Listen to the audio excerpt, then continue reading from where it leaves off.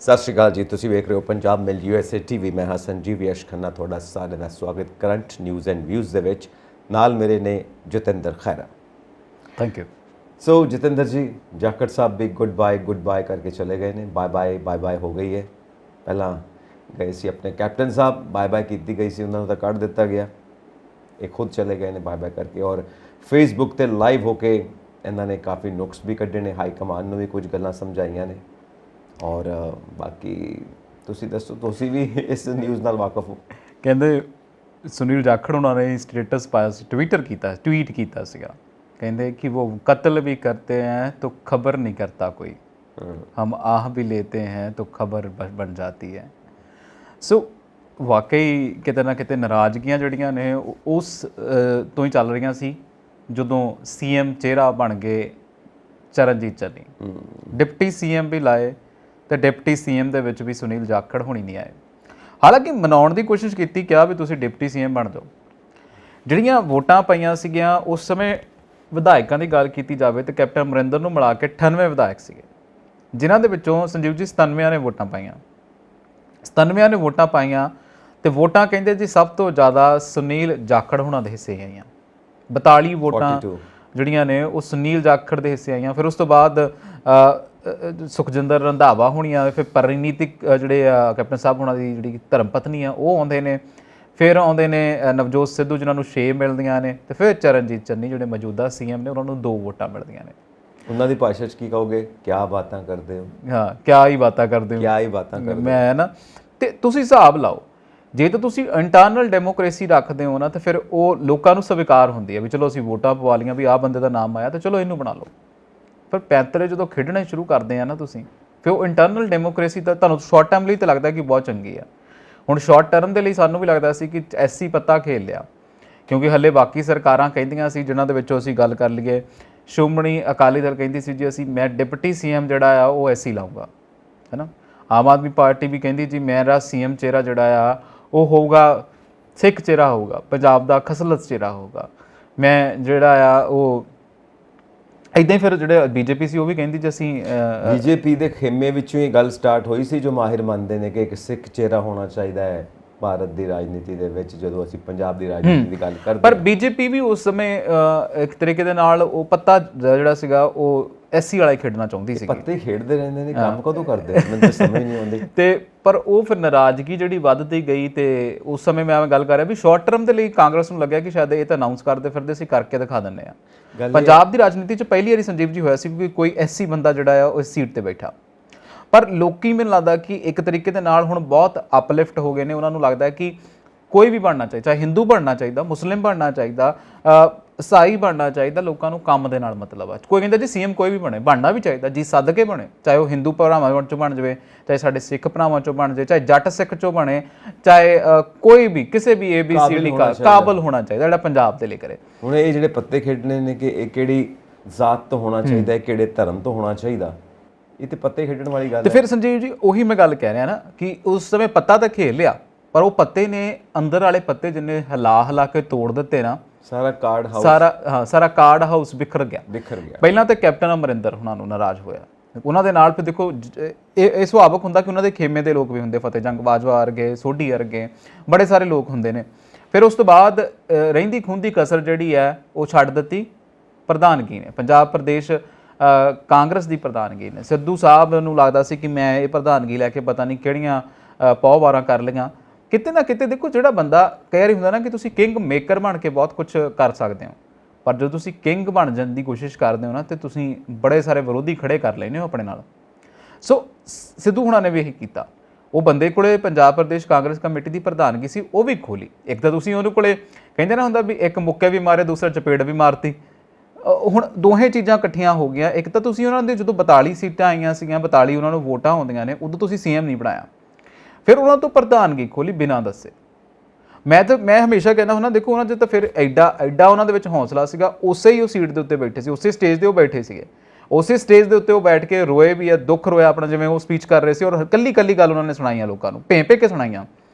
ਪਰ ਇਹੀ ਗੱਲਾਂ ਆ ਜਦੋਂ ਹੁਣ ਅਮਰਿੰਦਰ ਰਾਜਾ ਵੜਿੰਗ ਬਣਦਾ ਹੈ ਤੇ ਕੈਪਟਨ ਸਾਹਿਬ ਹੁਣ ਨਵਜੋਤ ਸਿੰਘ ਸਿੱਧੂ ਮਾਫ ਕਰਨਾ ਉਹ ਪਾਰਕਿੰਗ 'ਚ ਬੋਲ ਜਾਂਦੇ ਆ। ਐਡਾ ਹੌਸਲਾ ਨਹੀਂ ਕਿ ਨਾਲ ਸਟੇਜ ਸ਼ੇਅਰ ਕੀਤੀ ਜਾਵੇ।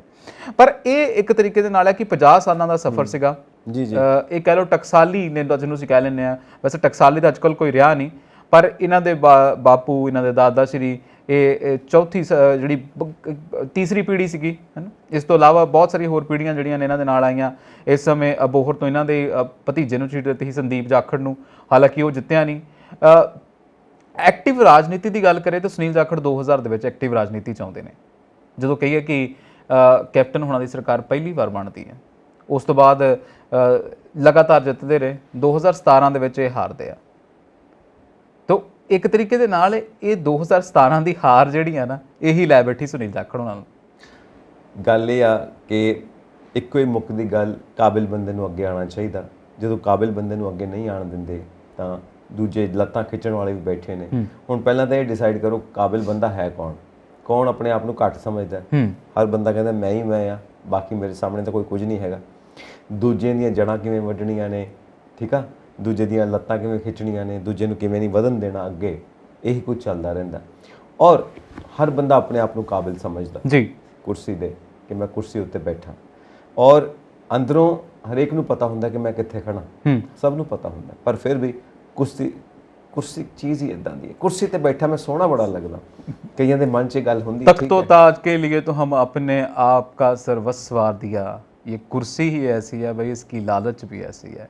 ਕੀ ਕੀਤਾ ਜਾਵੇ। ਹੁਣ ਉਹ ਕੁਰਸੀਆਂ ਦੇ ਲਾਲਚ ਮਾਰ ਜਾਂਦੇ ਨੇ ਤਾਂ ਵਾਂਝਾ ਰਹਿ ਜਾਂਦਾ ਪੰਜਾਬ ਚੰਗੇ ਲੋਕਾਂ ਤੋਂ, ਵਾਂਝਾ ਰਹਿ ਜਾਂਦਾ ਪੰਜਾਬ ਕਾਬਿਲ ਲੋਕਾਂ ਤੋਂ। ਤਾਂ ਕਿਉਂ ਨਾ ਕਾਬਿਲ ਲੋਕਾਂ ਨੂੰ ਅੱਗੇ ਆਉਣ ਦਿੱਤਾ ਜਾਵੇ। ਵੈਸੇ ਤਾਂ ਆਧਾਰ ਹੀ ਕਾਬਲੀਅਤ ਹੋਣੀ ਚਾਹੀਦੀ। ਜਦੋਂ ਬਾਕੀ ਫੀਲਡਸ ਦੇ ਵਿੱਚ ਕਾਬਲੀਅਤ ਆਧਾਰਿਤ ਸਾਰੇ ਕੰਮ ਹੁੰਦੇ ਨੇ, ਹਰ ਚੀਜ਼ ਦਾ ਆਧਾਰ ਤੁਹਾਡੀ ਕਾਬਲੀਅਤ ਆ, ਹਰ ਚੀਜ਼ ਦਾ ਆਧਾਰ ਤੁਹਾਡੇ ਗੁਣ ਨੇ। ਬਾਕੀ ਸਾਰੇ ਫੀਲਡ 'ਚ ਦੇਖ ਲਓ, ਜਿਹੜੀਆਂ ਵੱਡੀਆਂ ਇੰਟਰਵਿਊਜ਼ ਹੋਣਗੀਆਂ, ਰਿਟਨ ਐਗਜ਼ਾਮਸ ਹੋਣਗੇ, ਪਤਾ ਨਹੀਂ ਕੀ ਕੁਝ ਦੇਖਿਆ ਜਾਂਦਾ ਕਿਸੇ ਵੀ ਕੈਂਡੀਡੇਟ ਦੇ ਅੰਦਰ। ਪਰ ਜਦੋਂ ਅਸੀਂ ਪੋਲੀਟਿਕਸ ਦੇ ਵਿੱਚ ਗੱਲ ਕਰਦੇ ਹਾਂ ਤਾਂ ਦੂਜੇ ਦੀਆਂ ਲੱਤਾਂ ਖਿੱਚਣ ਦੇ ਵਿੱਚ ਕਿਹੜਾ ਬੰਦਾ ਜ਼ਿਆਦਾ ਸ਼ੇਰ ਆ, ਕਿਹੜਾ ਬੰਦਾ ਜ਼ਿਆਦਾ ਤੇਜ਼ ਆ, ਉਹ ਕਾਮਯਾਬ ਹੁੰਦਾ। ਔਰ ਉਸ ਤੋਂ ਬਾਅਦ ਅਸੀਂ ਦੇਖਦੇ ਹਾਂ ਜੋ ਉਹ ਹਾਲ ਕਰਦਾ ਪੂਰੇ ਸੂਬੇ ਦਾ, ਕਿਉਂਕਿ ਉਹਨੂੰ ਸਮਝ ਤਾਂ ਹੁੰਦੀ ਨਹੀਂ। ਵਾਕਈ ਜੋ ਚਮਚਿਆਂ ਨੇ ਕਹਿ ਦਿੱਤਾ ਜਾਂ ਜੋ ਉਹਦੇ ਆਫਿਸਰਸ ਨੇ ਕਹਿ ਦਿੱਤਾ, ਜੋ ਬਿਊਰੋਕ੍ਰੇਸੀ ਨੇ ਕਹਿ ਦਿੱਤਾ, ਉਹਨੇ ਉੱਦਾਂ ਹੀ ਚਲਾਈ ਜਾਣਾ। ਟੀਮ ਉਹਦੇ ਉੱਤੇ ਹਾਵੀ ਹੋ ਜਾਂਦੀ, ਜਦਕਿ ਉਹਨੂੰ ਟੀਮ ਦੇ ਉੱਤੇ ਹਾਵੀ ਹੋਣਾ ਚਾਹੀਦਾ। ਸੋ ਲੀਡਰਸ਼ਿਪ ਦੀ ਕੁਆਲਿਟੀ ਹਮੇਸ਼ਾ ਦੇਖਣੀ। ਪਰ ਚਲੋ ਉਹ ਤੇ ਚਲੋ ਆਪਾਂ ਨਾ ਇਹ ਗੱਲਾਂ ਤੇ ਕਰਾਉਣ ਵਾਲੀਆਂ ਗੱਲਾਂ ਸਾਰੇ ਜਾਣਦੇ ਵੀ ਇਹ ਲੀਡ ਆਉਣਾ ਚਾਹੀਦਾ। ਪਰ ਆਪਾਂ ਫਿਲਹਾਲ ਸੁਨੀਲ ਜਾਖੜ ਨੂੰ ਹੀ ਮੈਨੂੰ ਲੱਗਦਾ ਕਿ ਕਿਉਂਕਿ ਵੱਡਾ ਨਾਮ ਹੈ, ਬਹੁਤ ਵੱਡਾ ਨਾਮ ਹੈ ਔਰ ਵੱਡੇ ਨਾਮ ਬਾਏ ਬਾਏ ਕਰ ਰਹੇ ਨੇ। ਔਰ ਉਹਨਾਂ ਨੇ ਰਾਹੁਲ ਗਾਂਧੀ ਬਾਰੇ ਵੀ ਗੱਲ ਕੀਤੀ ਹੈ ਕਿ ਰਾਹੁਲ ਗਾਂਧੀ ਇੱਕ ਵਧੀਆ ਇਨਸਾਨ ਹੈ, ਪਰ ਉਹਨਾਂ ਨੂੰ ਵੀ ਰਾਹੁਲ ਗਾਂਧੀ ਨੂੰ ਵੀ ਉਹਨਾਂ ਲੋਕਾਂ ਤੋਂ ਬਚ ਕੇ ਰਹਿਣਾ ਚਾਹੀਦਾ ਜਿਹੜੇ ਝੋਲੀ ਚੁੱਕ ਨੇ, ਕਿਉਂਕਿ ਝੋਲੀ ਚੁੱਕ ਹਰ ਥਾਂ ਦੇ ਉੱਤੇ ਗੜਬੜ ਕਰ ਦਿੰਦੇ ਨੇ। ਅੱਛਾ, ਫਿਰ ਮੈਨੂੰ ਲੱਗਦਾ ਨਵਜੋਤ ਸਿੰਘ ਸਿੱਧੂ ਹੁਣਾਂ ਇਸ਼ਾਰਾ ਤਾਂ ਨਹੀਂ? ਸਿੱਧੂ ਸਾਹਿਬ ਤਾਂ ਹੁਣ ਦੁਆਲੇ ਹੋਏ ਨੇ ਇਸ ਗੱਲ ਦੇ ਕਿ ਪੰਜਾਬ ਦੇ ਵਿੱਚੋਂ ਮਾਫੀਆ ਕਿਵੇਂ ਖਤਮ ਕਰਨਾ। ਪਰ ਨਵਜੋਤ ਸਿੰਘ ਸਿੱਧੂ ਹੁਣਾਂ ਨੇ, ਮੈਂ ਇੱਕ ਗੱਲ ਐਡ ਕਰਨਾ ਚਾਹਾਂ ਕਿ ਜਿਵੇਂ ਹੁਣ ਐਕਟਿਵ ਨੇ, ਘਰੋਂ ਘਰੀ ਜਾ ਰਹੇ ਨੇ, ਸਭ ਨੂੰ ਮਿਲਦੇ ਪਏ ਨੇ। ਜੇ ਪ੍ਰਧਾਨ ਬਣਨ ਤੋਂ ਬਾਅਦ ਵੀ ਇਦਾਂ ਘਰੋਂ ਘਰੀ ਜਾਂਦੇ, ਇਦਾਂ ਸਭ ਨੂੰ ਮਿਲਦੇ, ਤਾਂ ਸ਼ਾਇਦ ਅੱਜ ਨਤੀਜੇ ਕੁਝ ਹੋਰ ਹੁੰਦੇ। ਉਦੋਂ ਲੋੜ ਨਹੀਂ ਸੀ ਨਾ, ਉਹਨਾਂ ਨੂੰ ਲੱਗਦਾ ਸੀ ਪਾਵਰ ਆ, ਪਾਵਰ ਹੈ, ਲੋਕ ਉਹਨਾਂ ਨਾਲ ਖੜੇ ਹੁੰਦੇ ਜੇ ਉਦੋਂ ਵੀ ਜਾਂਦੇ। ਤਾਂ ਅੱਜ ਚਲੋ ਇੱਕ ਵਧੀਆ ਗੱਲ ਕਹਿੰਦੇ ਪਏ ਨੇ ਕਿ ਜਦੋਂ ਤੱਕ ਤਸਕਰ, ਪੋਲੀਟੀਸ਼ੀਅਨਸ ਤੇ ਪੁਲਿਸ ਦਾ ਆਪਸੀ ਗੱਠਜੋੜ ਨਹੀਂ ਤੋੜਿਆ ਜਾਂਦਾ, ਉਦੋਂ ਤੱਕ ਨੈਟਵਰਕ ਨਹੀਂ ਟੁੱਟਣਾ ਨਸ਼ਿਆਂ ਦਾ। ਔਰ ਨਸ਼ਾ ਕਿੱਦਾਂ ਅਸੀਂ ਖਤਮ ਕਰਨਾ ਪੰਜਾਬ ਦੇ ਵਿੱਚੋਂ, ਇਹ ਨੰਬਰ 1 ਦੀ ਪ੍ਰੋਬਲਮ ਹੈ ਸਾਡੀ। ਸੰਜੀਵ ਜੀ, ਵੈਸੇ ਉਹਨਾਂ ਨੇ ਅੱਜ ਇੱਕ ਇਹ ਵੀ ਗੱਲ ਟਵੀਟ ਵੀ ਕੀਤਾ ਜਿਹੜਾ ਉਹ ਹਮੇਸ਼ਾ ਕਰਦੇ ਹੁੰਦੇ ਆ, ਪਰ ਇਸ ਵਾਰ ਟਵੀਟ ਉਹਨਾਂ ਨੇ ਬੜਾ ਮੱਧਮ ਜਿਹਾ ਤੇ ਬੜਾ ਚੰਗੇ ਤਰੀਕੇ ਨਾਲ ਕੀਤਾ। ਉਹ ਕਹਿੰਦੇ ਜੀ ਸੁਨੀਲ ਜਾਖੜ ਨੂੰ ਕਾਂਗਰਸ ਨੂੰ ਗਵਾਉਣਾ ਨਹੀਂ ਚਾਹੀਦਾ, ਗਵਾਉਣੀ ਨਹੀਂ ਚਾਹੀਦੀ ਸੁਨੀਲ ਜਾਖੜ ਨੂੰ ਕਾਂਗਰਸ। ਔਰ ਸੁਨੀਲ ਜਾਖੜ ਜਿਹੜਾ ਉਹ ਸੋਨੇ ਵਰਗਾ ਹੈ ਕਾਂਗਰਸ ਦੇ ਲਈ। ਤੇ ਬਹਿ ਕੇ ਕਹਿੰਦੇ ਗੱਲਬਾਤ, ਜੇ ਕੋਈ ਕਿਲਾ ਸ਼ਿਕਵਾ ਤਾਂ ਬਹਿ ਕੇ ਨਜਿੱਠਿਆ ਜਾ ਸਕਦਾ।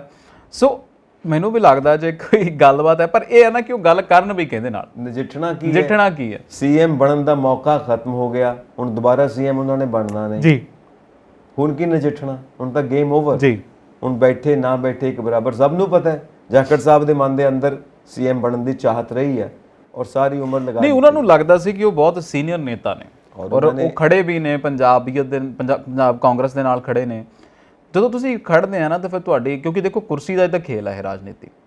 ਪਰ ਜਦੋਂ ਫਿਰ ਤੁਸੀਂ ਕਹਿੰਦੇ ਆ ਕਿ ਜੇ ਅਸੀਂ ਪ੍ਰਤੱਖ ਰੱਖਿਆ ਤਾਂ ਫਿਰ ਪ੍ਰਤੱਖ 42 ਵਾਲਾ ਉਹਨਾਂ ਨੂੰ ਕੰਡਾ ਜਿਹੜਾ ਹੈ ਨਾ ਉਹ ਡੰਗ ਗਿਆ। ਉਹਨੂੰ ਲੱਗਾ ਵੀ ਮੈਨੂੰ 42 ਆਈਆਂ, ਜਿਹਨੂੰ 2 ਆਈਆਂ ਉਹਨੂੰ ਬਣਾਤਾ। ਤੁਸੀਂ ਦੇਖੋ ਇੱਕ ਸਿਰਾ ਸਭ ਤੋਂ ਨੀਚਲਾ ਤੇ ਇੱਕ ਸਿਰਾ ਸਭ ਤੋਂ ਉੱਪਰਲਾ। ਲੋਕੀ ਕੀ ਕਰਦੇ ਹੁੰਦੇ, ਉੱਪਰਲਾ ਪ੍ਰੈਫਰ ਕਰਦੇ ਆ, ਇਹਨਾਂ ਨੇ ਸਭ ਤੋਂ ਥੱਲੜਾ ਪ੍ਰੈਫਰ ਕਰ ਲਿਆ। ਫਿਰ ਦੇਖੋ ਟਸਲ ਤਾਂ ਰਹਿੰਦੀ ਹੈ, ਟਸਲ ਹਮੇਸ਼ਾ ਰਹੇਗੀ ਕਿਉਂਕਿ ਦਿਲ ਦੇ ਵਿੱਚ ਇਹ ਗੱਲ ਤਾਂ ਹਮੇਸ਼ਾ ਰਹੇਗੀ, ਕਿਉਂਕਿ ਜਿਨ੍ਹਾਂ ਨੇ ਵੋਟਾਂ ਪਾਈਆਂ ਨੇ ਉਹਨਾਂ ਨੇ ਕੁਝ ਸੋਚ ਕੇ ਵੋਟਾਂ ਪਾਈਆਂ ਨੇ। ਇੱਕ ਬੰਦੇ ਨੂੰ 42 ਵੋਟਾਂ ਮਿਲਦੀਆਂ ਪਈਆਂ, ਇੱਕ ਬੰਦੇ ਨੂੰ 2 ਵੋਟਾਂ ਮਿਲਦੀਆਂ ਪਈਆਂ। ਇਦਾਂ ਤੁਸੀਂ ਆਓ ਸੀਐਮ ਬਣਾਓ ਕਿਸੇ ਨੂੰ, 42 ਵੋਟਾਂ ਵਾਲੇ ਨੂੰ ਪਿੱਛੇ ਕਰ ਦਿਓ, 2 ਵੋਟਾਂ ਵਾਲੇ ਨੂੰ ਸੀਐਮ ਬਣਾ ਦਿਓ। ਜੱਚਦੀ ਇਹ ਗੱਲ? ਫਿਰ ਡੈਮੋਕ੍ਰੇਸੀ ਕਿੱਥੇ ਹੈ, ਲੋਕਤੰਤਰ ਕਿੱਥੇ ਹੈ? ਵੋਟਾਂ ਪਵਾਈਆਂ ਕਿਉਂ? ਪਹਿਲਾਂ ਹੀ ਤੁਸੀਂ ਕਰ ਲਓ, ਇਹ ਬਹਿ ਕੇ ਆਪਸ ਦੇ ਵਿੱਚ ਸਾਰੀ ਗੱਲਬਾਤ ਤੈਅ ਕਰ ਲਓ। ਡੈਮੋਕ੍ਰੇਸੀ ਇਲੈਕਸ਼ਨਸ ਦਾ ਮਤਲਬ ਜਿਹਨੂੰ ਜ਼ਿਆਦਾ ਵੋਟਿੰਗ ਹੋਈ ਉਹੀ ਆ ਕੇ ਸਿਆਸਤ ਦੇ ਵਿੱਚ ਉਹ ਸੱਤਾ ਦੇ ਵਿੱਚ ਬਹਿੰਦਾ। ਮਾਨ ਸਾਹਿਬ 92 ਬੰਦੇ ਸਾਰੇ ਆਏ ਨੇ, ਉਹਨਾਂ ਨੂੰ ਪਬਲਿਕ ਨੇ ਜ਼ਿਆਦਾ ਵੋਟਾਂ ਪਾਈਆਂ। ਹੁਣ ਪਾਰਟੀ ਦੇ ਅੰਦਰ ਇੰਟਰਨਲ ਡੈਮੋਕ੍ਰੇਸੀ ਨਹੀਂ ਹੈ। ਮੈਂ ਪਤਾ ਹੀ ਪਹਿਲਾਂ ਇਹ ਗੱਲ ਕੀਤੀ ਸੀ ਵੀ ਪੈ ਰਹੀਆਂ ਨੇ, ਉਹਨੂੰ ਅੱਗੇ ਆਉਣਾ ਚਾਹੀਦਾ ਸੀ, ਜਿਹਨੂੰ ਘੱਟ ਵੋਟਾਂ ਪਈਆਂ ਉਹਨੂੰ ਪਿੱਛੇ ਆਉਣਾ ਚਾਹੀਦਾ ਸੀ। ਸੋ ਇਹ ਗੇਮ ਤਾਂ ਅਸੀਂ ਬਹੁਤ ਪਹਿਲਾਂ ਵੀ ਦੇਖਦੇ ਹਾਂ, ਔਰ ਕਹਿੰਦੇ ਨੇ ਕਿ ਕਿਸੇ ਵਕਤ ਇਹ ਗੇਮ ਉਦੋਂ ਵੀ ਹੋਈ ਸੀ ਜਦੋਂ ਪੰਡਿਤ ਨਹਿਰੂ ਸੀਗੇ, ਸਰਦਾਰ ਵੱਲਭ ਭਾਈ ਪਟੇਲ ਸੀਗੇ, ਉਦੋਂ ਵੀ ਉਹਨਾਂ ਨੂੰ ਜ਼ਿਆਦਾ ਵੋਟਾਂ ਨਹੀਂ। ਉਹ ਕਹਿੰਦੇ ਜੀ ਵੱਲਭ ਭਾਈ ਪਟੇਲ ਹੁਣਾਂ ਨੂੰ ਬਹੁਤ ਵੋਟਾਂ ਪਈਆਂ ਸੀ, ਨਹਿਰੂ ਸਾਹਿਬ ਨੂੰ ਨਹੀਂ ਪਈਆਂ, ਪਰ ਉਹ ਸਿਆਸੀ ਮਾਹਰ ਸੀ ਜੀ। ਕੋਈ ਗੇਮ ਹੋਈ। ਪਰ ਗੱਲ ਚਲੋ ਆਪਾਂ ਹੁਣ ਮੈਨੂੰ ਲੱਗਦਾ ਕਿ ਉਹ ਇਸ ਗੱਲੋਂ ਵੀ ਨਾਰਾਜ਼ ਨੇ। ਉਹ ਕਹਿੰਦੇ ਕਿ ਅੰਬਿਕਾ ਸੋਨੀ ਦੇ ਸਿੱਧੇ ਇਲਜ਼ਾਮ ਲਾਉਂਦੇ, ਕਹਿੰਦੇ ਜੀ ਅੰਬਿਕਾ ਸੋਨੀ ਨੇ ਹਿੰਦੂ ਸਿੱਖ ਦਾ ਪਾੜਾ ਜਿਹੜਾ ਨਾ ਇੱਥੇ ਪਾਉਣ ਦੀ ਗੱਲ ਕੀਤੀ ਆ। ਉਹਨਾਂ ਨੇ ਸੋਨੀਆ ਗਾਂਧੀ ਨੂੰ ਵੀ ਕਿਹਾ ਆ, ਤੁਸੀਂ ਸੁਣਿਆ ਹੋਣਾ ਉਹਨਾਂ ਦਾ ਲਾਈਵ, ਕਹਿੰਦੇ ਜੀ ਹੋਰ ਕਿਤੇ ਮਰਜ਼ੀ ਰਾਜਨੀਤੀ ਕਰ ਲਓ, ਪੰਜਾਬ 'ਚ ਹਿੰਦੂ ਸਿੱਖ ਨਾ ਕਰੋ। ਬਹੁਤ ਸੰਤਾਪ ਹੰਡਾਇਆ, ਬੜੇ ਕਾਲੇ ਦਿਨ ਦੇਖਣੇ ਸੀ। ਤੇ ਉਹ ਕਹਿੰਦੇ ਜੀ ਤੁਸੀਂ ਪੰਜਾਬ ਨੂੰ ਕੀ ਵੰਡਣਾ, ਜਦੋਂ 84 ਦੇ ਵਿੱਚ AK-47 ਨਹੀਂ ਵੰਡ ਸਕੀਆਂ, ਤੁਸੀਂ ਧਰਮਾਂ ਦੇ ਨਾਂ ਤੇ ਨਹੀਂ ਵੰਡ ਸਕਦੇ। ਬਿਲਕੁਲ ਨਹੀਂ ਵੰਡ ਸਕਦੇ। ਮੈਂ ਉਦੋਂ ਆਪਾਂ ਵੀ ਗੱਲ ਕਰਦੇ ਸੀਗੇ ਕਿ ਚਾਹੇ ਜਦੋਂ ਮਰਜ਼ੀ ਰਿਹਾ ਹੋਵੇ ਪੰਜਾਬ ਦੇ ਵਿੱਚ, ਪਰ ਪੰਜਾਬ ਅਸੀਂ ਲੈ ਲਓ, ਅਸੀਂ ਜਦੋਂ ਵੰਡ ਹੋਈ ਆ ਤੇ ਬੜੇ ਸਾਰੇ ਟੱਬਰਾਂ ਨੇ ਮੁਸਲਿਮ ਭੈਣਾਂ ਦੀਆਂ ਜਾਨਾਂ ਬਚਾਈਆਂ, ਤੇ ਬੜੇ ਸਾਰੇ ਸਿੱਖ ਪਰਿਵਾਰਾਂ ਨੇ ਮੁਸਲਿਮ ਧੀਆਂ ਦੀਆਂ ਜਾਨਾਂ ਬਚਾਈਆਂ। ਇੱਦਾਂ ਹੀ ਇਹ ਕਿਤੇ ਨਾ ਸਾਡਾ ਇੱਕ ਪਰਿਵਾਰ ਆ, ਹਨਾ, ਪਰਿਵਾਰ ਹੈ। ਦੇਖੋ ਨਾ ਖੈਰਾ ਸਾਹਿਬ, ਪਿਆਰ ਦਾ ਨਾਂ ਕੱਲ ਵੀ ਪਿਆਰ ਸੀ, ਅੱਜ ਵੀ ਪਿਆਰ ਹੈ ਤੇ ਕੱਲ ਵੀ ਪਿਆਰ ਹੋਣਾ। ਸੋ ਉਹਦੇ 'ਚ ਤਾਂ ਕੋਈ ਵੰਡੀਆਂ ਪਾ ਨਹੀਂ ਸਕਦਾ। ਪੰਜਾਬ ਨਹੀਂ ਬਲਕਿ ਪੂਰੇ ਭਾਰਤ ਦੀ ਸਿਆਸਤ ਨਾ 4 ਚੀਜ਼ਾਂ ਤੇ ਰੁਕੀ ਹੋਈ ਹੈ।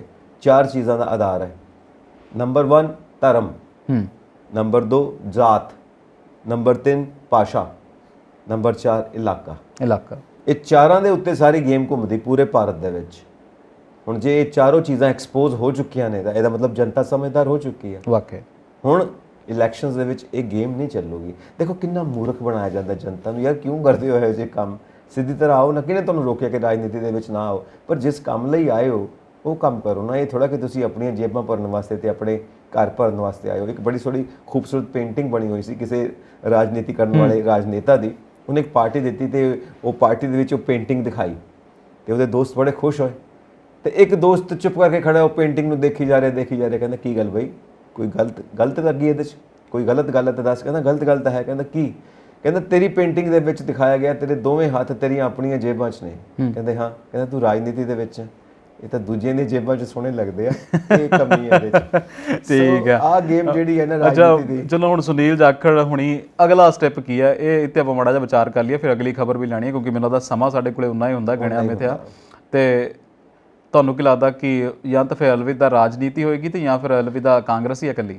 ਅਲਵਿਦਾ ਰਾਜਨੀਤੀ ਕਿੱਥੋਂ ਕਰਕੇ ਜਾਣਾ ਕਿੱਥੇ ਹੈ? ਅਲਵਿਦਾ ਰਾਜਨੀਤੀ ਤਾਂ ਹੋਵੇ ਨਾ ਜੇ ਅੱਗੋਂ ਰਾਜਨੀਤੀ ਦੇ ਵਿੱਚ ਐਕਟਿਵ ਨਹੀਂ ਰਹਿਣਾ ਚਾਹੁੰਦੇ। ਤਾਂ ਉਹਨਾਂ ਨੇ ਪਹਿਲਾਂ ਵੀ ਕਿਹਾ ਸੀਗਾ ਕਿ ਮੈਂ ਐਕਟਿਵ ਰਾਜਨੀਤੀ ਤੋਂ ਬਾਏ ਕਰਨਾ ਚਾਹੁੰਦਾ। ਖੈਰ ਨਹੀਂ ਬਾਏ ਹੋਈ ਉਦੋਂ, ਪਰ ਉਹ ਜ਼ਿਆਦਾ ਐਕਟਿਵ ਹੋ ਗਏ ਸੀ ਜਿੱਦਾਂ ਉਹਨਾਂ ਦੇ ਬਿਆਨ ਆਉਣ ਲੱਗ ਪਏ ਸੀ। ਪਰ ਹੁਣ ਜੇ ਅਲਵਿਦਾ ਕਾਂਗਰਸ ਹੋ ਗਈ ਆ ਤਾਂ ਹੁਣ ਕਿਹੜੀ ਪਾਰਟੀ 'ਚ ਜਾਣਗੇ? ਮੇਰਾ ਖਿਆਲ ਕਿਸੇ ਵੀ ਪਾਰਟੀ 'ਚ ਜਾਣਾ ਉਹਨਾਂ ਨੂੰ ਆਪਣੇ ਮਤਲਬ ਇੱਕ ਸਟੈਪ ਡਾਊਨ ਜਾਣ ਵਾਲੀ ਗੱਲ ਹੋਏਗੀ ਆਪਣੇ ਸਟੇਟਸ ਤੋਂ, ਕਿਸੇ ਵੀ ਪਾਰਟੀ ਦੇ ਵਿੱਚ। ਚਲੋ ਤਾਂ ਆਈ ਥਿੰਕ ਨੈਕਸਟ ਮੂਵ ਇਹ ਹੋ ਸਕਦੀ ਹੈ ਸ਼ਾਇਦ ਹਾਈ ਕਮਾਨ ਮਨਾਉਣ ਵਾਸਤੇ ਜਾਖੜ ਸਾਹਿਬ ਨੂੰ ਮੁੜ ਤੋਂ ਕਾਂਗਰਸ ਵਿੱਚ ਲਿਆਉਣ ਵਾਸਤੇ, ਸ਼ਾਇਦ ਹੋ ਸਕਦਾ। ਨਹੀਂ ਤਾਂ ਫਿਰ ਇੰਡੀਪੈਂਡੈਂਟ ਮੈਨੂੰ ਲੱਗਦਾ ਹਰੀਸ਼ ਰਾਵਤ ਆਏ ਫਿਰ ਤਾਂ ਨਹੀਂ ਮੰਨਦੇ। ਦੇਖੋ ਚਲੋ ਅਗਲੀ ਖਬਰ ਲੈਨੇ ਆ। ਕਹਿੰਦੇ ਪੰਜਾਬ ਦੀਆਂ VIP ਕਲਚਰ ਹੁਣ ਥਾਂ ਤੋਂ ਘੱਟ ਹੋਣ ਡਿਆ। ਜੇਲ੍ਹਾਂ ਵਿੱਚੋਂ ਵੀ, ਜੇਲ੍ਹਾਂ ਵਿੱਚੋਂ ਜਿਹੜੇ VIP ਕੋਠਲੀਆਂ ਬਣਦੀਆਂ ਸੀ ਨਾ, ਜਿਹੜੇ VIP ਲੋਕਾਂ ਨੂੰ ਜੇਲ੍ਹਾਂ 'ਚ ਲੈ ਕੇ ਜਾਂਦੇ ਸੀਗੇ, ਉੱਥੇ VIP ਵਾਸਤੇ ਸੈੱਲ ਅਲੱਗ ਬਣੇ ਹੁੰਦੇ ਸੀ। ਕਹਿੰਦੇ ਸੀ ਹੁਣ ਉਹਨਾਂ ਨੂੰ, ਮਾਨ ਸਾਹਿਬ ਕਹਿੰਦੇ ਨੇ ਕਿ ਉਹਨਾਂ ਨੂੰ ਹੁਣ ਉਹ ਸੈੱਲਾਂ ਤੋਂ ਬਦਲ ਕੇ ਨਾ ਆਫਿਸ ਦੇ ਵਿੱਚ ਉਹਨਾਂ ਨੂੰ ਯੂਜ਼ ਕਰਨਾ ਚਾਹੀਦਾ ਤਾਂ ਕਿ ਜਿਹੜੀ ਪੁਲਿਸ ਡਿਪਾਰਟਮੈਂਟ ਹੈ ਵਧੀਆ ਤਰੀਕੇ ਨਾਲ ਕੰਮ ਕਰ ਸਕੇ। ਕਾਰਨ ਇਹ ਹੈ ਕਿ ਜਿਸ ਬੰਦੇ ਦੇ ਉੱਤੇ ਜੁਰਮ ਸਾਬਿਤ ਹੋ ਗਿਆ, ਜਿਹੜਾ ਜੇਲ੍ਹ 'ਚ ਆ ਗਿਆ, ਉਹ VIP ਤਾਂ ਰਹਿ ਨਹੀਂ ਗਿਆ, ਹੁਣ ਉਹ ਇੱਕ ਆਮ ਕੈਦੀ ਹੈ। ਮੈਨੂੰ ਇਹ ਨਹੀਂ ਸਮਝ ਆਉਂਦਾ ਵੀ ਕਿਉਂ ਫਿਰ ਐਡੀ ਕਿ ਉਹ ਕਿੱਡਾ ਧਰਮ ਦੀ ਲੜਾਈ ਦੇ ਪਿੱਛੇ ਜੇਲ੍ਹ ਚਲਾ ਗਿਆ ਜਿਹੜਾ ਤੁਸੀਂ ਉਹਨਾਂ ਨੂੰ VIP ਸੈੱਲ 'ਚ ਰੱਖਦੇ ਹੋ। ਆਮ ਲੋਕ ਹੀ ਆ। ਕਈ ਵਿਚਾਰਾ ਤਾਂ ਕਹਿੰਦੇ ਹੁੰਦੇ ਆ ਕਿ ਅੱਜ ਹੀ ਮੈਂ ਖਬਰ ਪੜ੍ਹਦਾ ਸੀ, ਕਹਿੰਦੇ 5 ਕਿਲੋ ਰੇਤਾ ਤਾਂ ਚੱਕੀ ਕਈ ਦੇ ਚੱਕਰ 'ਚ ਉਹਦੇ ਤੇ FIR ਹੋ ਗਈ। ਹੁਣ ਉਹਨੂੰ ਜੇਲ੍ਹ 'ਚ ਪਾਇਆ ਤੇ ਉਹਨੂੰ ਕਿਹੜਾ VIP ਸੈੱਲ ਤੁਸੀਂ ਦੇਣਾ?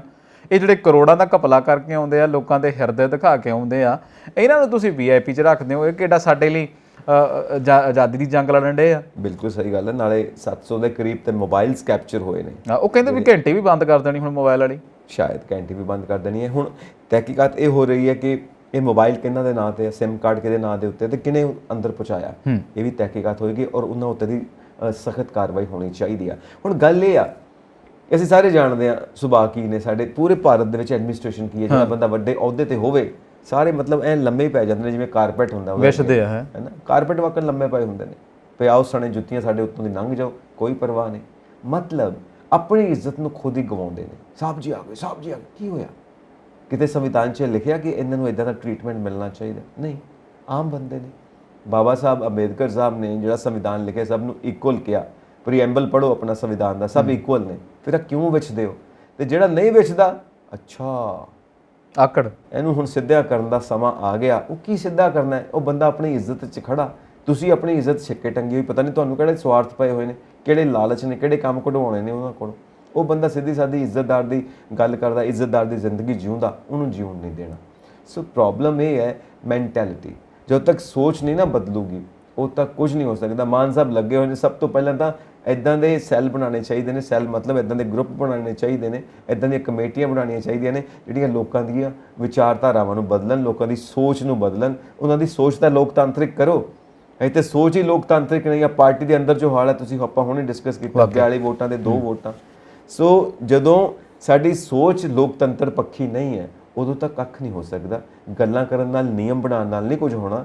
ਨਿਯਮ ਤੋੜੇ ਵੀ ਜਾ ਸਕਦੇ ਨੇ, ਪਰ ਜਦੋਂ ਸੋਚ ਤੁਹਾਡੀ ਸੋਲਿਡ ਹੋ ਗਈ, ਸੋਚ ਸਹੀ ਹੋ ਗਈ, ਤਾਂ ਸੋਚ ਨੂੰ ਤੋੜਨਾ ਮੁਸ਼ਕਿਲ ਹੁੰਦਾ। ਵਾਕਈ ਤੁਹਾਡੀ ਗੱਲ ਬਹੁਤ ਸਹੀ ਹੈ ਔਰ ਇਹ ਵੀਆਈਪੀ ਕਲਚਰ ਖਤਮ ਕਰ ਦੇਣਾ ਚਾਹੀਦਾ। ਮਾਈਂਡ ਦੀ ਨਾ ਕੰਡੀਸ਼ਨਿੰਗ ਹੋਈ ਹੋਈ ਹੈ ਇਦਾਂ ਦੀ, ਇਹ ਕੰਡੀਸ਼ਨਿੰਗ ਤੋੜਨੀ ਪੈਂਦੀ। ਮੈਨੂੰ ਲੱਗਦਾ ਕਿ ਅਸੀਂ ਮਰੇ ਤਾਂ ਆ ਕਿਉਂਕਿ ਵੀਆਈਪੀ ਕਲਚਰ ਬਹੁਤ ਹਾਵੀ ਆ ਸਾਡੇ ਤੇ। ਬਿਲਕੁਲ ਹਾਵੀ ਆ। ਦੂਜੇ ਪਾਸੇ ਦੇਖੋ ਹੁਣ ਬਿਜਲੀ ਦਾ ਆਪਾਂ ਲੈ ਕੇ ਬੈਠੇ ਹੋਏ ਆ, ਵਾਕਈ ਕੁੰਡੀਆਂ ਪਾਈਆਂ ਹੋਈਆਂ। ਦੱਸੋ ਹੁਣ ਉਹਦੇ ਉੱਤੇ ਵੀ ਮੁਹਿੰਮ ਸ਼ੁਰੂ ਕੀਤੀ ਹੋਈ ਸੀਐਮ ਸਾਹਿਬ ਨੇ ਕਿ ਜਿਹੜੀਆਂ ਕੁੰਡੀਆਂ ਪਾਉਣ ਵਾਲਾ ਕਲਚਰ ਹੈ, ਵੀਆਈਪੀ ਕਲਚਰ ਦੇ ਨਾਲ ਕੁੰਡੀਆਂ ਪਾਉਣ ਵਾਲਾ ਵੀ ਜਿਹੜਾ ਕਲਚਰ ਹੈ ਉਹ ਵੀ ਖਤਮ ਕੀਤਾ ਜਾਵੇ। ਕਿਉਂਕਿ ਬਿਜਲੀ ਦਾ ਸੰਕਟ ਬਹੁਤ ਜ਼ਿਆਦਾ ਪੰਜਾਬ ਦੇ ਅੰਦਰ, ਬਿਜਲੀ ਘਟਦੀ ਜਾ ਰਹੀ ਹੈ। ਅੱਗੋਂ ਹੋਰ ਗਰਮੀਆਂ ਵਧਣੀਆਂ ਨੇ, ਕੱਟ ਜ਼ਿਆਦਾ ਵਧਣੇ ਨੇ ਤੇ ਲੋਕਾਂ ਦੀ ਬੁਰੀ ਹਾਲਤ ਹੋ। ਅੱਜ ਵੈਸੇ ਜਦੋਂ ਮੈਂ ਦਫ਼ਤਰ ਆਉਂਦਾ ਸੀ, ਲਹਿਰ ਰੱਬ ਦਾ ਨਾਂ, ਇੰਨੀ ਗਰਮੀ ਕਦੇ ਇਸ ਮਹੀਨੇ ਵੇਖੀ ਨਹੀਂ ਅਸੀਂ। ਥੋੜ੍ਹੇ ਕੁ ਦਿਨ ਸਹੀ ਅਸੀਂ ਅੱਜ ਦੇ ਦਿਨ ਹੀ ਵੈਸੇ ਕਹਿੰਦੇ ਸੀ, ਖਬਰਾਂ ਛਪੀਆਂ ਸੀ, ਕਹਿੰਦੇ ਮਾਨਸੂਨ ਆ ਜਾਣਾ, ਪਰ ਮਾਨਸੂਨ ਤੇ ਕਿਤੇ ਦਿਖਿਆ ਨਹੀਂ। ਮਾਨਸੂਨ ਤੇ ਇੱਦਾਂ ਲੱਗਦਾ ਕਿ ਦੂਰ ਹੈ ਕਿਤੇ। ਸੋ ਮੈਨੂੰ ਲੱਗਦਾ ਕਿ ਖਬਰ ਜਿਹੜੀ ਆ ਉਹ ਇਹ ਵੀ ਹੋਣੀ ਚਾਹੀਦੀ ਸੀਗੀ ਕਿ ਮਾਨਸੂਨ ਕਦੋਂ ਹੋਣਾ ਆ। ਔਰ ਜੇ ਅਸੀਂ ਹੁਣ ਤੁਸੀਂ ਕਹਿ ਰਹੀ ਰਹੇ ਹੋ ਗੱਲ ਕੁੰਡੀਆਂ ਦੀ, ਸਾਡੀ ਨਾ ਫਿਤਰਤ ਹੋ ਗਈ ਆ, ਜਾਂ ਕਹਿ ਲਓ ਸਾਡਾ ਸਿਸਟਮ ਹੋ ਗਿਆ। ਅਸੀਂ ਚੋਰੀ ਕਰਨ ਲੱਗੇ। ਇਹ ਚੋਰੀ ਵੀ ਉਹੀ ਕਰਦੇ ਜਿਨ੍ਹਾਂ ਦੀਆਂ ਉੱਪਰ ਕੁੰਡੀਆਂ ਅੜੀਆਂ ਹੁੰਦੀਆਂ। ਕੁੰਡੀਆਂ ਲਾਈਨਮੈਨ ਉਹਨੂੰ ਦੱਸ ਦਿੰਦਾ ਵੀ ਇਸ ਦਿਨ ਛਾਪਾ ਮਾਰਨਾ, ਇਸ ਦਿਨ ਲਾ ਕੇ ਰੱਖ ਲਿਓ ਬਾਈ, ਅੱਜ ਤੁਸੀਂ ਭਲਾ ਆਪਣਾ ਜਿਹੜਾ ਏਸੀ ਲਾਇਆ ਉਹ ਡਾਇਰੈਕਟ ਲਾ ਲਓ। ਇਹ ਤਰੀਕੇ ਦੇ ਨਾਲ ਹੁਣ ਬਕਸਿਆਂ ਦੇ ਵਿੱਚ ਮੈਂ ਡਾਇਰੈਕਟ ਏਸੀ ਲੱਗਦੇ ਦੇਖੇ। ਸੋ ਇਹ ਤਰੀਕਾ ਕਿਤੇ ਨਾ ਕਿਤੇ ਕੁੰਡੀ ਲਾਉਣ ਦਾ ਜਿਹੜਾ ਨਾ, ਉਹ ਉਹਨਾਂ ਦਾ ਯਾਰ ਰਸੂਖਦਾਰ ਲੋਕਾਂ ਦਾ ਹੀ, ਜਿਨ੍ਹਾਂ ਦੇ ਲੋਹੜੀ ਆਈ ਹੈ ਤੇ ਸ਼ਰਾਬ ਦੀ ਬੋਤਲ ਦੇ ਦਿਓ, ਦੀਵਾਲੀ ਆਈ ਹੈ ਤੇ ਨਾਲ ਡੱਬੇ ਦੇ ਨਾਲ ਬੋਤਲ। ਉਹ ਰਸੂਖਦਾਰ ਇਹ ਕੰਮ ਕਰਦੇ ਨੇ। ਉਹਨਾਂ ਨੂੰ ਫਿਰ ਪਿੱਛੋਂ ਫੋਨ ਆ ਜਾਂਦਾ ਆਫਿਸ 'ਚੋਂ ਵੀ ਅੱਜ ਤੁਹਾਡੇ ਵੱਲ ਛਾਪਾ ਪੈਣਾ ਤੇ ਪਹਿਲਾਂ ਹੀ ਲਾ ਕੇ ਰੱਖ ਲਓ। ਤੁਸੀਂ ਦੇਖੋ ਡੱਬੇ ਦੇ ਨਾਲ ਬੋਤਲ, ਮਿਠਾਈ ਦੇ ਨਾਲ ਵੀ ਕੋਈ ਬੋਤਲ ਦਿੰਦਾ ਹੁੰਦਾ, ਚਲੋ ਖੈਰ ਉਹਨਾਂ ਨੂੰ ਵੀ ਕੰਬੀਨੇਸ਼ਨ ਨਹੀਂ ਬਣਾਉਣਾ ਹੁੰਦਾ। ਨਹੀਂ, ਉਹ ਫਿਰ ਖੁਸ਼ੀ ਵੀ ਦੇ ਦਿੰਦਾ ਵੀ ਨਿਆਣਿਆਂ ਲਈ ਤੂੰ ਡੱਬਾ ਲੈ ਜਾ, ਆਪਣੇ ਬੋਤਲ ਲੈ ਜਾ। ਜੇ ਕੋਈ ਡੱਬਾ ਖੋਲ ਕੇ ਨਾਲ ਬਹਿ ਜਾਵੇ, ਖੈਰ ਇਹ ਤਾਂ ਮਜ਼ਾਕ ਵਾਲੀ ਗੱਲ ਹੋ ਗਈ, ਆਪਾਂ ਰਹਿਣ ਦਿੰਦੇ ਆ ਇਹਨੂੰ। ਆਪਾਂ ਗੱਲ ਇੱਥੇ ਆਉਂਦੇ ਆ ਕਿ ਜਿਹੜੀ ਤੁਸੀਂ ਆ ਗੱਲ ਕੀਤੀ ਹੈ ਕਿ ਰਸੂਖਦਾਰ ਬੰਦੇ ਹੀ ਕੁੰਡੀਆਂ ਪਾਉਂਦੇ ਨੇ, ਜਿਵੇਂ ਰਸੂਖਦਾਰ ਬੰਦੇ ਹੀ ਜ਼ਮੀਨਾਂ ਦੱਬਦੇ ਨੇ, ਜਿਨ੍ਹਾਂ ਨੂੰ ਕਿਹਾ ਕਿ 31 ਮਈ ਤੱਕ ਖਾਲੀ ਕਰ ਦਿਓ ਜੀ, ਹੈਨਾ। ਜਿਹੜੀਆਂ ਤੁਸੀਂ ਇਸ ਸਰਕਾਰੀ ਜ਼ਮੀਨਾਂ ਦੇ ਉੱਤੇ ਕਾਬਜ਼ ਹੋਏ ਹੋ, ਰੱਬ ਦਾ ਵਾਸਤਾ ਖੇੜਾ ਛੱਡ ਦਿਓ। ਵੈਸੇ ਮੈਨੂੰ ਲੱਗਦਾ ਛੱਡਣ ਵੀ ਡੇ ਨੇ। ਮੈਨੂੰ ਇਮਾਨ ਸਰਕਾਰ ਦਾ ਇੱਕ ਕੰਮ ਤੇ ਵਧੀਆ ਲੱਗਿਆ ਨਾ, ਲੋਕੀ ਪਿਛਲੇ ਬੂਹੇ ਥਾਣੀ ਆ ਕੇ ਵੀ ਸਾਡਾ ਨਾਂ ਨਾ ਆਵੇ, ਸਾਡੇ ਤੋਂ ਪੈਸੇ ਵੀ ਲੈ ਲਓ, ਅਸੀਂ ਜ਼ਮੀਨ ਵੀ ਛੱਡ ਦਿੰਦੇ ਆ, ਸਾਡਾ ਨਾਂ ਨਾ ਆਵੇ, ਸਾਡਾ ਧੰਨਵਾਦ ਨਾ ਕਰਿਓ, ਸਾਡਾ ਧੰਨਵਾਦ ਨਾ ਕਰਿਓ ਸਭ ਦੇ ਸਾਹਮਣੇ ਧੰਨਵਾਦ ਕਰਤਾ ਤੇ ਕੋਈ ਗੱਲ ਕੁਝ ਹੋਰ ਬਣਦੀ। ਵੈਸੇ ਖੈਰ ਸਭ ਗੱਲ ਇਦਾਂ ਹੈ ਕਿ ਜੇ ਇਹ ਚਾਲੇ ਚੱਲਦੇ ਰਹੇ ਨਾ, ਬਹੁਤ ਸਾਲ ਲੱਗ ਜਾਣੇ ਨੇ ਸਾਨੂੰ ਜ਼ਮੀਨਾਂ ਛੁਡਾਉਣ ਨੂੰ, ਇਹੀ ਕੰਮ ਰਹਿ ਜਾਣਾ ਸਾਨੂੰ। ਗੱਲ ਇਹ ਹੈ ਕਿ ਜਿਵੇਂ ਮੈਂ ਪਹਿਲਾਂ ਕਿਹਾ, ਕਮੇਟੀਆਂ ਬਣਾ ਦੇਣੀਆਂ ਚਾਹੀਦੀਆਂ ਨੇ ਹਰ ਕੰਮ ਦੇ ਵਾਸਤੇ। ਪਰ ਮੈਨੂੰ ਲੱਗਦਾ ਕਿ ਦੇਖੋ ਬਹੁਤ ਹੱਦ ਤੱਕ ਜ਼ਮੀਨਾਂ ਛਡਾ ਲੀਆਂ। ਬਿਲਕੁਲ, ਉਹਨਾਂ ਨੂੰ ਟਾਰਗੇਟ ਦੇ ਦਿਓ, ਇੱਕ ਕਮੇਟੀ ਬਣਾਈ, ਟਾਰਗੇਟ ਵੀ ਇੱਥੇ ਤੱਕ, ਜਿਵੇਂ 31 ਮਈ ਦਿੱਤੀ ਹੈ, ਇੱਥੋਂ ਤੱਕ ਆ, ਇੱਥੋਂ ਤੱਕ ਆ, ਇੱਥੋਂ ਤੱਕ ਆ। ਪਰ ਇਹ ਜ਼ਮੀਨ ਵਾਲੇ ਕੰਮ 'ਚ ਅਸੀਂ ਮੈਨੂੰ ਲੱਗਦਾ ਸੰਜੀਵ ਜੀ ਟੋਕਾ ਟਾਈ ਨਹੀਂ ਕਰ ਸਕਦੇ। ਬਹੁਤ ਵਧੀਆ ਕੰਮ ਕੀਤਾ, 31 ਮਈ ਆਖਰੀ ਕਰਤਾ। ਔਰ ਇਹ ਕੰਮ ਹੋਰ ਜ਼ੋਰਾਂ ਸ਼ੋਰਾਂ ਨਾਲ ਹੋਣਾ ਚਾਹੀਦਾ, ਕਿਉਂਕਿ ਹਜੇ ਤਾਂ ਉਹ ਸਾਰੇ ਡਾਕੂਮੈਂਟਸ ਦੇਖੇ ਜਾਣਗੇ ਤਾਂ ਜਾ ਕੇ ਪਤਾ ਲੱਗੂ ਹੋਰ ਕਿੱਥੇ ਕਿੱਥੇ ਕਲੋਨੀਆਂ ਕੱਟ ਹੋਈਆਂ ਨੇ, ਕਮਰਸ਼ੀਅਲ ਲੋਕਾਂ ਨੇ ਕਿੱਥੇ ਕਿੱਥੇ ਉੱਥੇ ਰਿਜ਼ੋਰਟਸ ਬਣਾਏ ਹੋਏ ਨੇ, ਰਿਜ਼ੋਰਟ ਬਣਾਏ ਔਰ ਉੱਥੇ ਪਾਰਟੀਆਂ ਚੱਲਦੀਆਂ ਕਹਿੰਦੇ, ਮੈਂ ਸੁਣਿਆ ਪੈਸੇ ਕਹਿੰਦੇ ਕਮਾਉਂਦੇ ਪਏ ਨੇ। ਸਿਸਮਾ ਫਾਰਮ ਦੇ ਕੋਲੇ ਵੀ ਜ਼ਮੀਨ ਛੜਾਈ ਹੈ ਸਰਕਾਰੀ। ਤੁਹਾਡੀ ਹੈ ਕਿਤੇ ਵੈਸੇ ਦੱਸੋ, ਆਪਾਂ ਚੱਲੀਏ ਘੁੰਮਣ ਕਦੇ, ਗੇੜਾ ਗੋੜਾ ਮਾਰ ਕੇ ਆਈਏ। ਅੱਛਾ, ਅਸੀਂ ਕਿੱਥੇ, ਅਸੀਂ ਤਾਂ ਉਹ ਕਹਿੰਦੇ ਹੁੰਦੇ ਨਾ ਕਿ ਬਸ ਉੱਥੇ ਨਹਾ ਲਿਆ ਤੇ ਉੱਥੇ ਉੱਠ ਕੇ ਤੇ ਉੱਥੇ ਆ ਗਏ ਤੇ ਉੱਥੇ, ਮਤਲਬ ਜਿੰਨੀ ਕੁ ਹੈ ਉਨੀ ਕੀ ਹੈ ਬਸ। ਕਦੇ ਅੱਜ ਠੰਡ ਬਹੁਤ ਹੈ, ਹਾਂ, ਮੈਂ ਗਰਮ ਪਾਣੀ ਨਾਲ ਨਹਾਉਣਾ ਹੈ, ਕਹਿੰਦੇ ਜੇ ਗਰਮ ਪਾਣੀ ਨਾ ਮਿਲਿਆ ਫਿਰ ਠੰਡੇ ਨਾਲ ਹੀ ਨਹਾ ਲਾਂਗੇ। ਉਹ ਬੜਾ ਹਿਸਾਬ ਹੈ ਕਿ ਚਲੋ ਜੋ ਮਿਲ ਗਿਆ ਠੀਕ ਹੈ। ਸੋ ਵੈਸੇ ਗੱਲ ਤਾਂ ਇਹ ਹੀ ਆ ਕਿ ਜਿੱਦਾਂ ਹੁਣ ਜ਼ਮੀਨਾਂ ਛੁਡਾ ਰਹੇ ਆ, ਹੁਣ ਜਿੱਥੇ ਕੰਸਟਰਕਸ਼ਨ ਇਦਾਂ ਦੀ ਹੋਈ ਆ, ਜਿਨ੍ਹਾਂ ਨੇ ਪੱਕੇ ਕਾਗਜ਼ ਬਣਾਏ ਹੋਏ ਨੇ, ਕੁਝ ਵੀ ਮਤਲਬ ਜਿਹੜਾ ਪੱਕੇ ਪੈਰੀ ਨੇ, ਰਿਸੋਰਟ ਬਣੇ ਹੋਏ ਨੇ, ਕਮਰਸ਼ੀਅਲੀ ਯੂਜ਼ ਹੋ ਰਹੇ ਆ, ਪੈਸੇ ਕਮਾਏ ਜਾ ਰਹੇ ਨੇ, ਕਲੋਨੀਆਂ ਕੱਟੀਆਂ ਗਈਆਂ, ਕਿਹਨੂੰ ਵੇਚ ਦਿੱਤੀਆਂ, ਅੱਗੇ ਕਿੱਥੇ ਕਿੱਥੇ ਵਿਕ ਚੁੱਕੀਆਂ ਨੇ, ਬਹੁਤ ਲੰਬਾ ਚੌੜਾ। ਪਰ ਕੰਪਨਸੇਟ ਕੀਤਾ ਜਾ ਸਕਦਾ, ਦੇਖੋ ਹਰ ਚੀਜ਼ ਕੀਤਾ ਜਾ ਸਕਦਾ। ਉਹਦੇ ਵਾਸਤੇ ਜ਼ਰੂਰੀ ਹੈ ਕਿ ਕਮੇਟੀਆਂ ਬਣਾਈਆਂ ਜਾਣ ਔਰ ਉਹ ਲੱਗੀਆਂ ਰਹਿਣ ਇਸੇ ਕੰਮ ਦੇ ਵਿੱਚ, ਠੀਕ ਆ, ਤੇ ਉਹ ਟਾਈਮ ਦੇ ਨਾਲ ਰਿਪੋਰਟਿੰਗ ਕਰਨ, ਨਾਲ ਉਹਨਾਂ ਨੂੰ ਟਾਰਗੇਟ ਦਿੱਤਾ ਜਾਵੇ। ਇਹ ਨਹੀਂ ਕਿ ਉਹ ਠੰਡੇ ਬਸਤੇ 'ਚ ਪਏ ਹੋਏ ਨੇ, ਨਾ, ਜਿਵੇਂ 31 ਮਈ ਦਿੱਤੀ ਹੈ, ਇੱਦਾਂ ਡੇਟਸ 15 ਦਿਨ ਦੀ, ਮਹੀਨੇ ਦੀ, ਇਦੋਂ ਤੱਕ ਖਾਲੀ ਕਰੋ, ਇਦੋਂ ਤੱਕ ਖਾਲੀ ਕਰੋ, ਤਾਂ ਆਈ ਥਿੰਕ ਇਹ ਕੰਮ ਬਹੁਤ ਜਲਦੀ ਹੋ ਚਲੋ ਵਧੀਆ ਤਰੀਕੇ ਨਾਲ। ਨਹੀਂ ਤਾਂ ਪੁਰਾਣੀਆਂ ਸਰਕਾਰਾਂ 'ਚ ਅਸੀਂ ਦੇਖਿਆ ਸੀ 4 ਦਿਨ ਧੂੰ ਉੱਠਦਾ ਸੀਗਾ, ਖਬਰ ਬਣਦੀ ਸੀਗੀ, ਫਿਰ ਜਦੋਂ ਮੀਡੀਆ ਵਾਲੇ ਪਿੱਛਾ ਛੱਡ ਦਿੰਦੇ ਸੀ ਉਹ ਫਿਰ ਫਿਸ ਕਰਕੇ ਥੱਲੇ ਡਿੱਗ ਜਾਂਦੇ। ਹਮੇਸ਼ਾ ਫਿਸ ਰਿਹਾ, ਪਤਾ ਨਹੀਂ ਸ਼ਾਇਦ ਹੀ ਕੋਈ ਮਾਮਲਾ ਸੋਲਵ ਹੋਇਆ, ਕਿਉਂਕਿ ਕੈਪਟਨ ਸਾਹਿਬ ਵੀ ਕਹਿੰਦੇ ਸੀ ਮੈਂ ਜਿਹੜੀਆਂ ਜ਼ਮੀਨਾਂ ਦੱਬੀਆਂ ਉਹਨਾਂ ਨੂੰ ਛਡਾਉਣਾ ਆ, ਪਰ ਛਡਾ ਨਹੀਂ ਸਕਿਆ, ਅੰਦਰੋਂ ਨਿਕਲੇ ਨਾ ਉਹ, ਫਿਰ ਗਰਮੀ ਬਹੁਤ ਸੀ, ਫਿਰ ਕਰੋਨਾ ਆ ਗਿਆ, ਫਿਰ ਚੀਕੂ ਤੇ ਸੀਤਾਫਲ ਵੀ ਦੇਖਣੇ ਹੁੰਦੇ ਆ ਬਾਲ 'ਚ ਲੱਗੇ ਹੋਏ, ਤੇ ਫਿਰ ਟਾਈਮ ਨਹੀਂ ਲੱਗਦਾ ਰਿਹਾ ਉਹਨਾਂ ਦਾ। ਦੁੱਖ ਦੀ ਲੱਗ ਦੇ ਉੱਤੇ ਤੁਸੀਂ ਹੱਥ ਧਰਦੇ ਪਏ ਹੋ, ਹੁਣ ਛੱਡ ਦਿਓ, ਜਾਣਦੇ ਹੋ ਇਹਨਾਂ ਗੱਲਾਂ ਨੂੰ। ਠੀਕ ਹੈ। ਸੋ ਆਪਾਂ ਇੱਕ ਗੱਲ ਇਹ ਵੀ ਦੇਖੀ ਹੈ ਕਿ ਪਿਛਲੇ ਦਿਨੀ ਮੋਹਾਲੀ ਦੇ ਵਿੱਚ ਜੋ 3-4 ਦਿਨ ਪਹਿਲਾਂ, ਹਫ਼ਤਾ ਤੱਕ ਪਹਿਲਾਂ ਜੋ ਬੰਬ ਮੋਹਾਲੀ ਦੀ ਇੰਟੈਲੀਜੈਂਸ ਆਫਿਸ ਦੇ ਵਿੱਚ ਗ੍ਰਨੇਡ ਸਿੱਟਿਆ ਗਿਆ, ਉਹਦੀ ਵੀ ਤਹਿਕੀਕਾਤ ਚੱਲਦੀ ਪਈ ਹੈ। DGP ਸਾਹਿਬ ਕਹਿੰਦੇ ਨੇ ਕਿ ਬੱਬਰ ਖਾਲਸਾ ਇੰਟਰਨੈਸ਼ਨਲ ਔਰ ਕੁਝ ਗੈਂਗਸਟਰਸ ਜਿਹੜੇ ਗਰੁੱਪ ਨੇ ਉਹ ਮਿਲੇ ਹੋਏ ਨੇ, ਉਹਨਾਂ ਨੇ ਟਾਰਗੇਟ ਕੀਤਾ, ਪਰ ਹਜੇ ਤੱਕ ਸੂਹ ਨਹੀਂ ਪੂਰੀ ਮਿਲਦੀ ਪਈ, ਪਰ ਅਸੀਂ ਅੱਗੇ ਵੱਧਦੇ ਪਏ ਹਾਂ ਇਨਕੁਆਇਰੀ ਦੇ ਵਿੱਚ। ਵਾਕਈ ਦੇਖੋ, ਮੈਂ ਤਾਂ ਪਹਿਲੇ ਦਿਨ ਤੋਂ ਕਹਿੰਦਾ ਸੀ ਵੀ ਕਿਤੇ ਨਾ ਕਿਤੇ ਉਹ ਲੈ ਕੇ ਜਾਣਗੇ, ਕੁਝ ਵੀ ਹੋ ਸਕਦਾ, ਕੋਈ ਵੀ ਇਨਵੋਲਵਡ ਹੋ ਸਕਦਾ, ਪਰ ਨਿਰਦੋਸ਼ ਬੰਦੇ ਨੂੰ ਸਜ਼ਾ ਨਾ ਦੇਵੇ। ਇਸ ਕਰਕੇ ਬਹੁਤ ਵੱਡੇ ਬ੍ਰੌਡ ਲੈਵਲ ਦੇ ਉੱਤੇ ਇਨਵੈਸਟੀਗੇਸ਼ਨ ਹੋਣੀ ਬਹੁਤ ਜ਼ਰੂਰੀ ਹੈ। ਨਿਸ਼ਾਨ ਭੁੱਲਰ ਦੀ ਗੱਲ ਕੀਤੀ ਸੀ, ਫਿਰ ਅਸੀਂ ਕੰਗ ਦੀ ਗੱਲ ਕੀਤੀ ਕਿਉਂਕਿ ਉਹ ਦਿੱਲੀ ਤੋਂ ਫੜਿਆ ਗਿਆ, ਫਿਰ ਰਿੰਦੇ ਦੀ ਗੱਲ ਕੀਤੀ, ਜਿਹੜਾ ਬਹੁਤ ਬਲਵਿੰਦਰ ਰਿੰਦਾ ਗੈਂਗਸਟਰ ਹੈ, ਜਿਹੜਾ ਪਾਕਿਸਤਾਨ ਕਹਿੰਦੇ ਇਸ ਟਾਈਮ ਬੈਠਾ ਹੋਇਆ, ਉਹਦੇ ਨਾਲ ਤਾਰ ਜੁੜਦੇ ਨਿਸ਼ਾਨ ਭੁੱਲਰ ਦੇ। RPG ਜਿਹੜਾ ਮਿਜ਼ਾਈਲ ਲਾਂਚਰ ਹੈ, ਕਹਿੰਦੇ ਜੀ ਉਹ ਨਿਸ਼ਾਨ ਭੁੱਲਰ ਨੇ ਹੀ ਦਿੱਤਾ ਸੀਗਾ।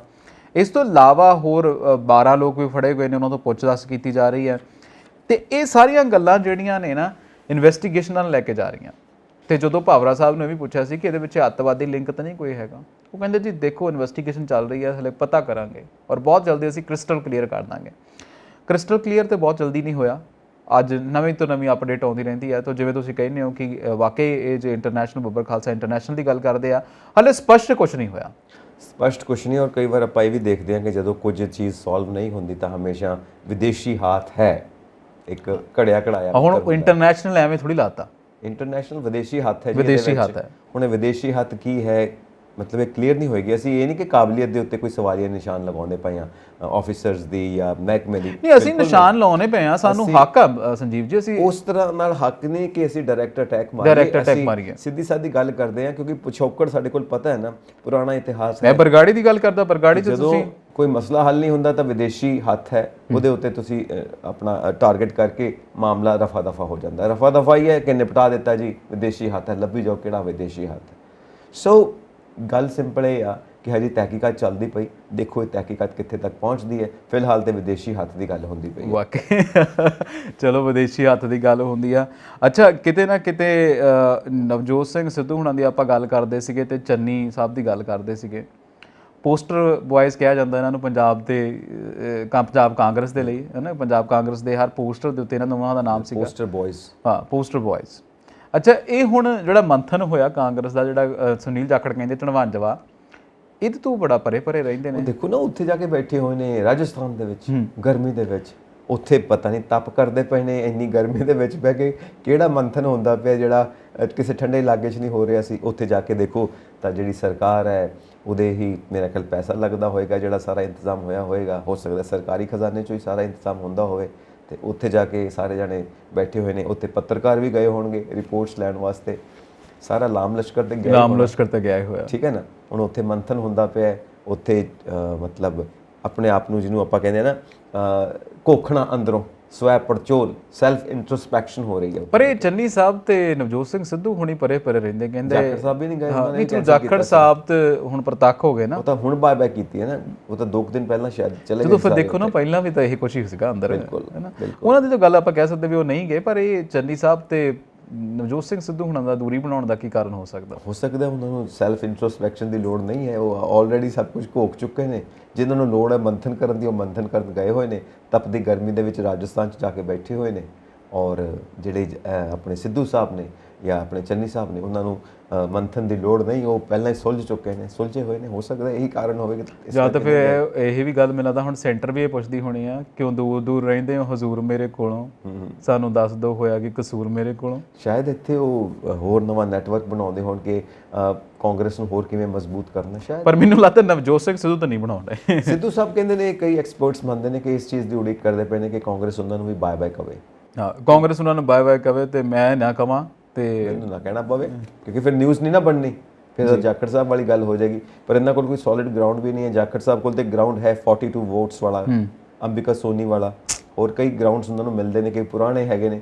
ਇਹ ਤਾਂ ਹਜੇ ਨਵੇਂ ਹੀ ਆਏ ਸੀ, ਆਉਂਦੇ ਹੀ ਪ੍ਰਧਾਨ ਬਣ ਗਏ, ਔਰ ਫਿਰ ਉਸ ਤੋਂ ਬਾਅਦ ਨਹੀਂ ਪ੍ਰਧਾਨ ਨਹੀਂ ਸਾਬਕਾ ਪ੍ਰਧਾਨ ਬਣ ਗਏ। ਹੁਣ ਉਸ ਤੋਂ ਬਾਅਦ ਉਹ ਇਲਾਕਾ ਵੀ ਹੌਲੀ ਹੌਲੀ ਫਿਰ ਗੇਟ ਬੰਦ ਹੁੰਦਾ ਨਜ਼ਰ ਆਉਂਦਾ ਨਾ, ਬਾਹਰ ਜਾਣ ਸਟੈਪ ਡਾਊਨ ਚੱਲੇ ਜਾ ਰਹੇ ਨੇ। ਹੁਣ ਜਿੱਥੋਂ ਉਹ ਇਲਾਕੇ ਤੋਂ ਬਣਦੇ ਸੀਗੇ ਐਮਐਲਏ, ਉਹ ਇਲਾਕੇ ਤੋਂ ਵੀ ਹਾਰ ਗਏ ਵਾਕਈ। ਸੋ ਇਹ ਸਟੈਪ ਡਾਊਨ ਹੁੰਦਾ ਗਿਆ। ਹੁਣ ਇੱਧਰ ਇੱਕ ਹੋਰ ਸਟੈਪ ਡਾਊਨ ਵਾਲੀ ਗੱਲ ਹੋ ਰਹੀ ਹੈ, ਪਰ ਖੈਰ ਇਹਨੂੰ ਸਟੈਪ ਡਾਊਨ ਤਾਂ ਨਹੀਂ ਕਵਾਂਗੇ, ਸਟੈਪ ਬੈਕ ਕਵਾਂਗੇ। ਕਿ ਸਰਕਾਰ ਕਹਿੰਦੀ ਹੈ ਕਿ ਹਜੇ ਖਜ਼ਾਨਾ ਨਹੀਂ ਹੈਗਾ, ਪੈਸਾ ਨਹੀਂ ਹੈਗਾ, ਇਸ ਕਰਕੇ ਜਿਹੜਾ 1000 ਰੁਪਏ ਲੇਡੀਜ਼ ਨੂੰ ਦੇਣਾ, ਜਿਹੜਾ 18 ਸਾਲ ਤੋਂ ਉੱਤੇ ਨੇ, ਉਹ ਥੋੜਾ ਪੋਸਟਪੋਨ ਕਰ ਦੇਗੀ। ਅੱਛਾ, ਮੈਨੂੰ ਲੱਗਦਾ ਫਿਰ ਕੰਪਨਸੇਟ ਕਰਕੇ ਦੇਣਾ ਚਾਹੀਦਾ ਨਾ, ਵਿਦ ਇੰਟਰਸਟ।